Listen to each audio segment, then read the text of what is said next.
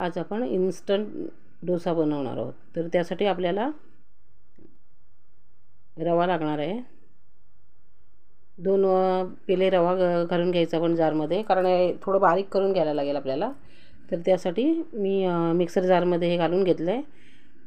1 पेला पोहे घालून घेतले आहेत आणि अर्धा पेला दही घालून घ्यायचं आणि याच्यामध्ये पाणी घालून ते बारीक त्याची पेस्ट करून घ्यायची. माझी जर रेसिपी तुम्हाला आवडली तर नक्की लाईक करा, शेअर करा, सबस्क्राईब करा आणि बेल आयकॉनचं बटन दाबायला विसरू नका, जेणेकरून माझ्या येणाऱ्या नवनवीन रेसिपी आपल्यापर्यंत पोहोचू शकतील. हे मी दाखवण्याचं कारण की आपल्याकडे जर पटकन कोणी पाहुणे आले तर आपण हे असं करू शकतो आणि खायलाही छान लागतं.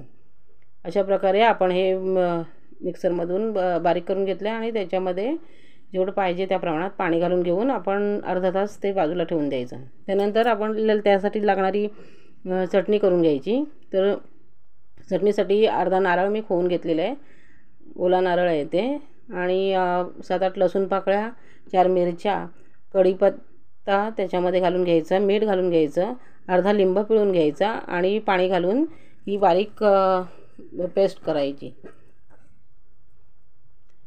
माझी रेसिपी तुम्हाला नक्की आवडत असेल तर नक्की लाईक करा, शेअर करा, सबस्क्राईब करा आणि बेल आयकॉनचं बटन दाबायला विसरू नका, जेणेकरून माझ्या येणाऱ्या नवनवीन रेसिपी आपल्यापर्यंत पोहोचू शकतील. आणि कमेंट करायला विसरू नका. माझ्या रेसिपी तुम्हाला कशा वाटतात ते मला नक्की कमेंट करून सांगा. त्यानंतर अर्ध्या तासानंतर अशा प्रकारे आपण ते डोसा बनवायला तयार करायला घ्यायचं.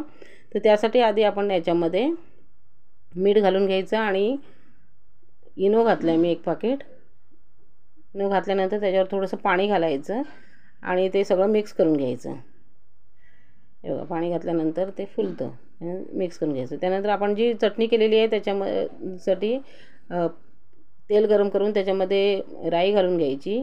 राई तडतडल्यानंतरच त्याच्यामध्ये उडीद डाळ घालून घ्यायची थोडीशी आणि जी चटणी वाटलेली होती ती घालून घ्यायची.